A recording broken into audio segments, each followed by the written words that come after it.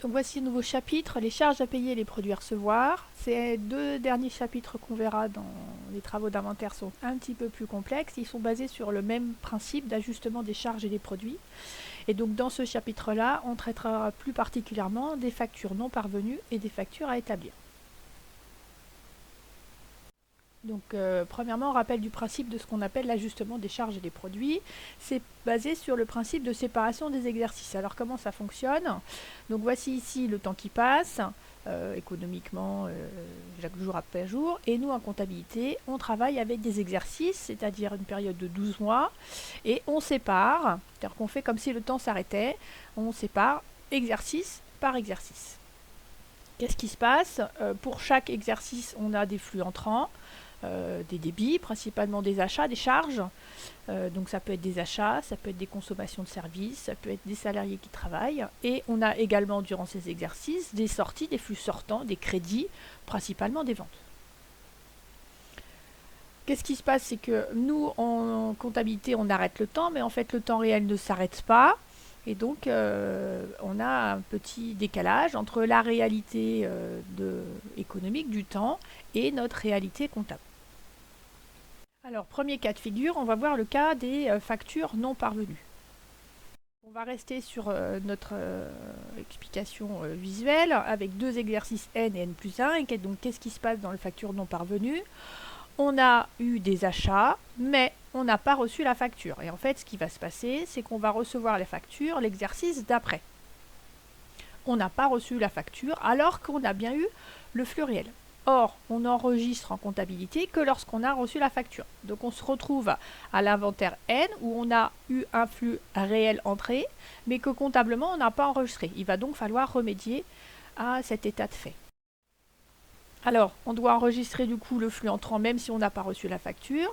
Et en contrepartie, il va falloir enregistrer une dette future à venir envers le fournisseur. Donc quel type d'écriture on va faire? On faut enregistrer l'achat, donc on va enregistrer un achat de marchandises, de la TVA. Cet achat de marchandises, excusez-moi, en fait on va en faire une estimation. On n'a pas la facture réelle, mais on a eu un bon de commande ou on a eu un devis, donc on va estimer ce montant. On va enregistrer avec cet achat de la TVA. Point d'attention, c'est que cette TVA en fait n'est pas exigible puisqu'on n'a pas la facture. C'est la facture qui fait que la TVA est exigible. Donc on n'utilise pas un compte de TVA déductible sur achat, mais un compte de TVA à régulariser, que l'on régularisera lorsqu'on aura la facture. Et en contrepartie, on a une dette réelle envers un fournisseur, mais comme la facture n'est pas parvenue, ce n'est pas le compte 420 fournisseurs, on intègre un 8 en troisième position, c'est donc le compte 4081 fournisseurs, facture non parvenue. Donc c'est une écriture d'achat presque classique. Par contre, donc du coup, qu'est-ce qui s'est passé ici? À l'exercice N, on a enregistré l'achat. À l'exercice N plus 1, quand la facture arrive, il ne faut pas qu'on enregistre une deuxième fois l'achat. Donc il va falloir qu'au début de l'exercice N plus 1, on supprime, on annule en fait l'écriture qu'on a passée en N, l'écriture de régularisation qu'on a passée en N, pour que lorsqu'on reçoive la facture, on l'enregistre comme une opération courante et on ne se pose pas la question de savoir si la facture arrive en même temps que le flux. Donc début de N plus 1, on va contrepasser l'écriture de régularisation qu'on a passée fin N.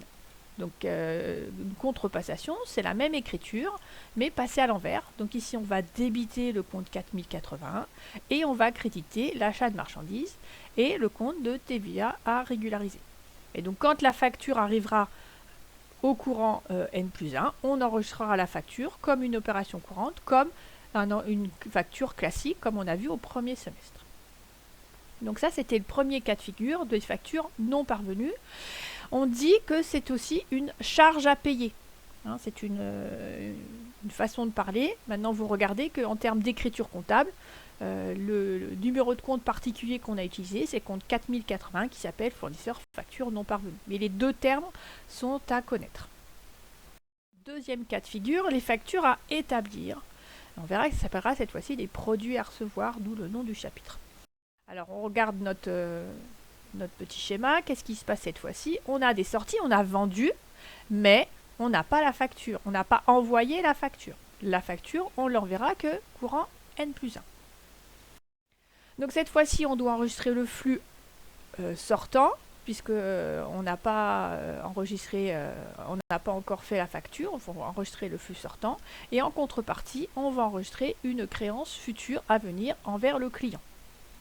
Donc on se retrouve à l'inventaire N, et donc notre créance à venir, c'est comme précédemment, ça s'enregistre pas dans un compte 411 clients classique, s'enregistre dans un compte dans lequel on a intégré un 8 en troisième position, c'est le compte 4181 clients facture à établir.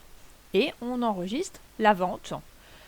Pareil, on a normalement un bon de commande, on a envoyé un devis, donc on va estimer le montant de la vente, et encore une fois, on va utiliser un compte de TVA régularisé, 44,58 et non pas 44,57, puisque la TVA n'est pas collectée, puisque la facture n'est pas établie. Donc, en termes de schéma, voilà ce que ça donne. On a donc une sortie où on n'a pas eu la facture. On a enregistré notre écriture de régularisation qui fait état d'un flux sortant, un compte de la classe 7. Sauf que lorsqu'on enverra la facture, on enregistrera la vente classiquement. Donc, encore une fois, il va falloir annuler l'écriture début N+1. Voici donc l'écriture de contrepassation de l'écriture passée fin N. On est à l'ouverture de N+1, donc au 1er janvier N+1. Et donc, je passe à l'envers mon écriture passée précédemment. Donc le schéma d'écriture comme ça est assez simple, on verra dans les applications que c'est l'identification du cas de figure qui est peut-être un petit peu plus compliqué à comprendre. Donc voici donc des applications. La réparation d'un camion effectuée en novembre ne nous a pas encore été facturée par le garagiste volant. On avait un devis de 157 € hors taxe, sachant que c'est soumis à TVA au taux normal. Deuxième exercice, deuxième application, on a un lot de marchandises dont le prix de vente est de 850 € qu'on a expédié à notre client sourire, mais la facture 1145 n'a pas encore été établie et a fortiori n'a pas été comptabilisée. Troisième exercice, des marchandises ont été reçues au cours des derniers jours de l'exercice, elles ont été comprises dans le stock final, donc on a bien identifié cette entrée de marchandises, mais les factures correspondantes du fournisseur prinçant ne sont pas encore parvenues. On va avoir un montant de cette facture de 135 € hors taxe avec un TVA au taux normal. Donc, prenez le temps d'arrêter la vidéo, d'essayer de faire l'exercice et après on corrige. La question est simple, passez toutes les écritures d'inventaire nécessaires, qu'elles soient en N ou en N+1. Donc voici la correction de ces exercices. Donc on est dans notre entreprise Yanamar et on constate les faits suivants. Premier exercice, la réparation d'un camion effectuée en novembre n'a pas été facturée, mais la réparation a été effectuée et on a un devis de 157 € hors taxe TVA au taux normal. Donc on est dans le cas de figure où la facture n'est pas parvenue, donc pas comptabilisée, alors que le service a été consommé. Donc première écriture à l'inventaire N, on doit enregistrer ce service qui correspond à un entretien réparation pour la valeur hors taxe. La TVA n'est pas encore exigible, donc on utilise le compte de TVA régularisé, 44,58 TVA régularisé, et on a une dette future envers le fournisseur, donc c'est le compte 4081, fournisseur non parvenu pour la valeur TTC de cette facture. Ne pas oublier la régularisation, la contrepassation au début de l'exercice suivant, donc on est au 1er janvier N+1, mais c'est ce qu'on appelle quand même une écriture d'inventaire, la suite de cette écriture de l'inventaire N. Et donc au 1er janvier N+1, je passe la même écriture, mais tout inversé comme si c'était dans un miroir. Voilà, contrepassation de l'écriture d'inventaire. Application suivante, un lot de marchandises dont le prix de vente est de 850 € hors taxe a été expédié à notre client sourire alors que la facture n'a pas encore été établie. On se retrouve cette fois-ci dans la situation où on a vendu des marchandises, mais la facture reste à établir. Donc il faut enregistrer ce flux sortant à l'inventaire N. On va avoir une créance à venir sur un client, c'est le compte 4181 clients facture à établir pour la valeur TTC. Et en contrepartie, je crédite la vente de marchandises. Mes marchandises sont bien sorties, j'ai donc bien un flux sortant. Même si je n'ai pas le document comptable, la pièce justificative, il faut que j'enregistre ce flux sortant. Et j'aurai de la TVA plus tard collectée. Aujourd'hui, c'est de la TVA régularisée, c'est le compte 4458 TVA régularisée. C'est donc la régularisation d'une facture à établir. Au début de l'exercice suivant, au 1er janvier N+1, je contrepasse cette écriture. Donc comme si c'était dans un miroir, je débite 707, je débite 4458 et je crédite 4181 clients facture à établir. C'est la contrepassation de mon écriture d'inventaire. Application, troisième application. Des marchandises sont reçues au cours des derniers jours de l'exercice, mais je n'ai pas la facture. Donc ici, on est dans un cas de figure comme le premier. Je vais donc enregistrer à l'inventaire N un achat de marchandises avec de la future TVA déductible, donc aujourd'hui de la TVA régularisée, et une dette future envers un fournisseur. Je contrepasse au début de l'exercice suivant, je débite 4081, je crédite 607 et je crédite 4458, tout ça pour les mêmes montants. Alors voici d'autres applications un petit peu plus difficiles. C'est le même principe, hein, c'est le même schéma d'analyse, sauf que c'est des éléments au départ qui sont un peu plus compliqués à comprendre et à analyser. Donc 3 applications. Nous devons régler à terme échu au 31 janvier N+1 les intérêts trimestriels d'un emprunt de 3 000 € conclu au taux annuel de 6%. Donc il va falloir, en même temps que vous mobilisiez vos compétences, vos connaissances en comptabilité, en travaux d'inventaire, que vous mobilisiez vos compétences en mathématiques financières. Deuxième exercice, nous devons bénéficier de ristournes sur achat de marchandises d'un total de 1 250 € hors taxe de notre fournisseur Sortir. Troisième exercice, notre débiteur voisin nous versera le 31 mars N+1 une annuité d'emprunt de 6 460 €, comprenant 2 460 € d'intérêt annuel. Même question que précédemment, passez toutes les écritures d'inventaire nécessaires, N et N+1, si besoin. Alors, éléments de correction, on va faire donc dans un premier temps le premier. Donc nous devons régler à terme échu le 31 janvier N+1 les intérêts trimestriels d'un emprunt de 3 000 € conclu au taux annuel de 6%. Donc même si on doit payer que le 31 janvier N+1, on doit au 31 décembre N le service rendu par la banque, c'est-à-dire les intérêts qui courent pour la partie du trimestre qui concerne N. Donc on va refaire un petit schéma. Voici notre année, nos exercices comptables, la courbe du temps. Et donc, au 31 janvier N+1, on doit payer nos intérêts trimestriels. Si on regarde un petit peu, en fait, on doit payer par trimestre. Donc, on doit payer le 31 janvier N, le 31 avril N, le 31 juillet N et le 31 octobre N. Donc, la dernière fois qu'on a payé des intérêts, c'est le 31 octobre N. Et donc, ce qui nous intéresse, c'est la partie ici qui va du 31 octobre N jusqu'à la fin de l'exercice N, 31 décembre N, que l'on n'a pas payé, puisqu'on devra les payer qu'au 31 janvier N+1, mais que l'on doit. Donc, c'est ça qu'il faut qu'on calcule et qu'on régularise.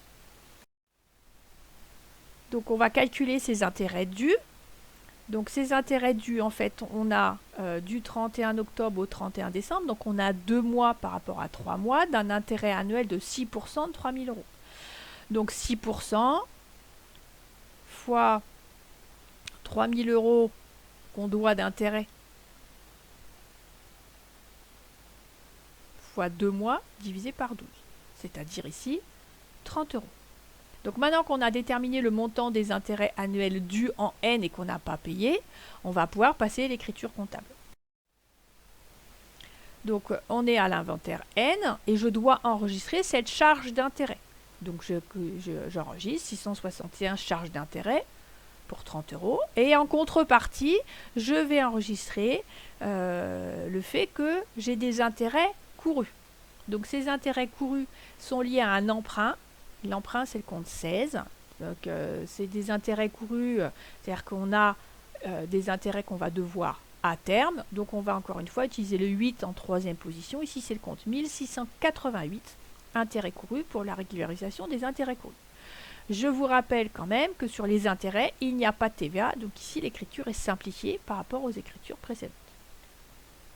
La suite est assez simple. Je suis au début de l'exercice N+1, je vais contrepasser cette écriture, c'est-à-dire passer la même écriture, mais à l'envers.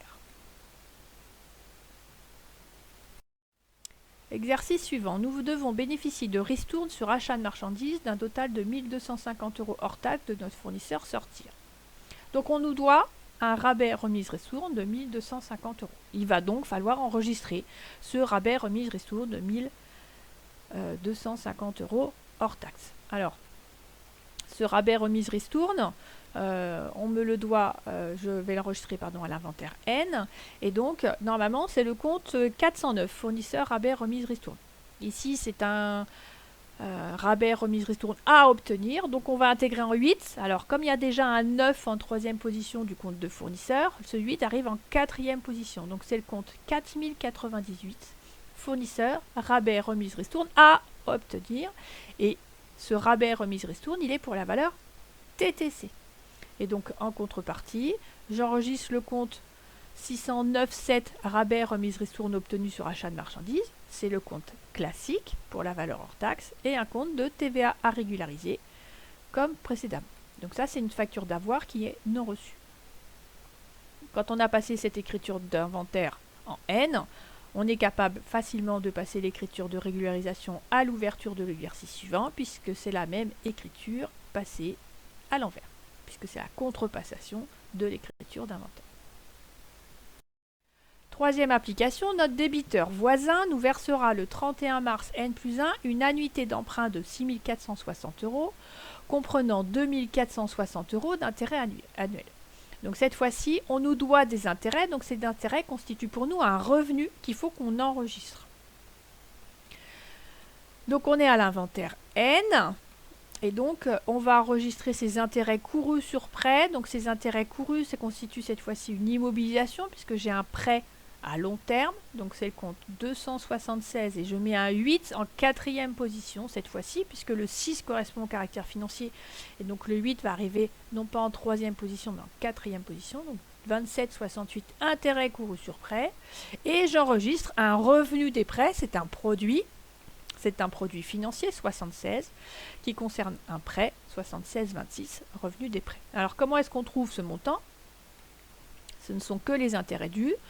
Il nous doit 2 460 € à l'année. Ici, il doit nous verser pour le 31 mars. Donc en fait, c'est une année qui court du 1er avril au 31 mars. Donc concernant N, je n'ai que 9 mois qui concernent N. Donc j'ai 9 douzièmes des 2 460 € annuels qui concernent N, donc 1 845 €. Quand on a réussi cette écriture-là, on arrive normalement assez facilement à faire l'écriture d'ouverture, puisque je passe la même écriture à l'inverse. Alors vous remarquerez ici qu'en fait on ne s'intéresse qu'aux intérêts qui représentent un produit. On ne s'intéresse pas au remboursement de la créance. Lorsqu'on fait un prêt, on a des annuités et l'annuité comprend et des intérêts et des remboursements. Le remboursement, c'est une dette certaine au moment où on doit la payer. C'est un contrat et donc on n'a pas à passer une écriture de régularisation. Je rembourse ce que je dois. Par contre, les intérêts correspondent à un service consommé, un service proposé par la banque et que l'on a consommé. Et donc ce service correspond soit à une charge, soit à un produit. Ici, on a rendu service, donc c'est un produit. Et c'est uniquement ces charges et ces produits qu'on va régulariser. Voilà. Vous avez un petit peu de travail à comprendre tout ça. Et donc, pour vous aider à vérifier que vous avez bien compris tout ça, voici donc de nouveaux exercices à préparer. Et je vous apporterai la correction de ces exercices un petit peu plus tard. Prenez le temps, n'hésitez pas à poser des questions. Et puis, bon courage à tous.